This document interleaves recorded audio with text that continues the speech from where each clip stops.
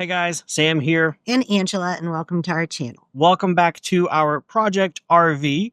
We are in here, and this video today is going to be about some equipment that we installed, which is The EcoCool heat pump. these are some RV air conditioner units on the ceiling. They don't just air condition, and we've had them for 3 months, so we figured now is a good time to share and tell you about our experiences. Let's go. So in this first section, we're going to talk about the EcoCool and some of the basic specs with it and some of its features. It is 15,000 BTU, used for heating and cooling, and it's usually suitable for small to medium RVs. It offers 350 CFM airflow. It has 3 air speeds, and it also has a turbo whenever you're really wanting it to cool off fast. It's designed to be about 30% more energy efficient than some of the older RV air conditioned units, and that can help a lot whenever you're camping off-grid. It is noted that it has a very quiet operation, which is something that we have noticed. You can actually talk and have video going like it is right now, and it's not overwhelmingly loud. It has a low-profile design, which makes it aerodynamic and cuts down on air resistance during travel and causing vibrations. It does have a dehumidifier mode that can make your RV a lot more comfortable inside whenever it gets really humid. And we actually leave ours hooked up all the time, so it keeps our RV a lot more dry, and so we don't get mildew growth and stuff like that.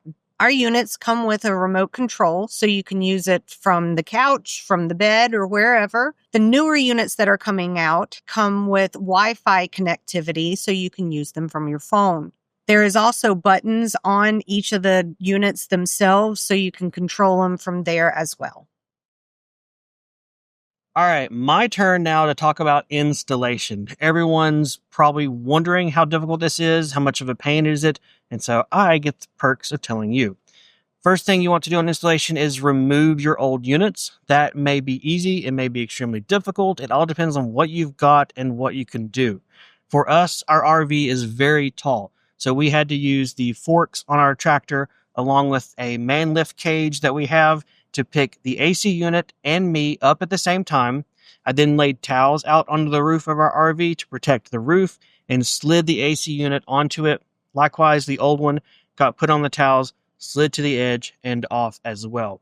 This is definitely more than just a one-person job unless you have a tractor or a lift such as that. I've seen other videos where people will attach a rope to a ladder and pull them up that way. That looks easy on camera, but that would have been really difficult to do in life. This unit is somewhere around 100 pounds. The old units felt like they weighed even more, so I would not personally recommend that. But again, you got to do what you got to do to get the job done. Since we were replacing our existing roof ACs, we knew we had the structural rigidity and integrity to put something in its place.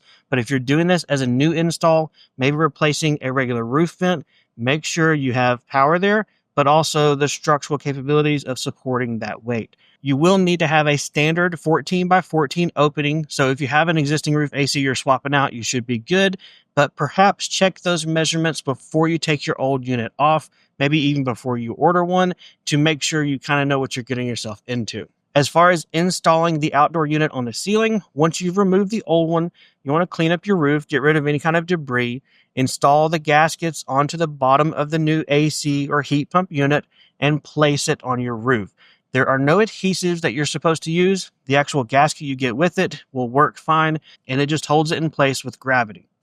One thing that we did that will be helpful is if you have someone inside looking up through the roof, telling you which way to move it while you're outside.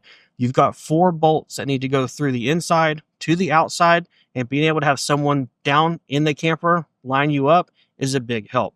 Otherwise, be prepared for a lot of up downs back and forth until you get it centered and ready. Once you get it centered, there are some brackets and bolts. You bolt it inside, and you're basically creating a clamp or a sandwich. You've got your metal plate on the inside of the RV, your bolts go through your roof, the AC unit on the outside, and you squeeze them together, compressing that gasket on the roof, creating a watertight seal. The last thing on installation is to connect up your electrical. which should be easy if you have an existing unit. If not, read the specs, find out what you need to run, hire an electrician if you need to. Remember, be safe, be within your means, and just get your power ran and connected up, put the cover on, and you're done. There you go, guys. There's a bunch of talking head portions. Sorry, it was probably a little bit robotic, I guess, but we wanted to make sure we got you the correct information and in a concise manner. There's a lot of information to pack into it. So after 3 months, tell everybody your thoughts, your real life scenarios, how you like this, don't like it compared to our old units, and everything like that.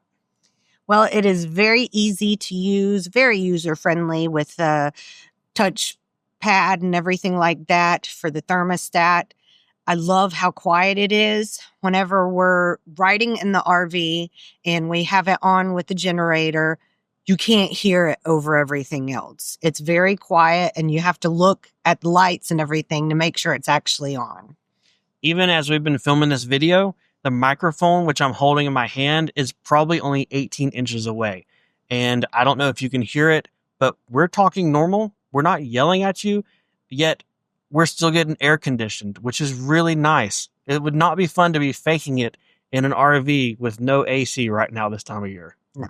One of the things that I like is that these units have that center knob in the middle, so we can control whether we want it to go out the ends through the little louvers that are motorized for a quieter operation, or usually after we get set up at a campground, we'll come in, turn that knob, and just get blasted with cold air, and that's so nice. So I like having that option.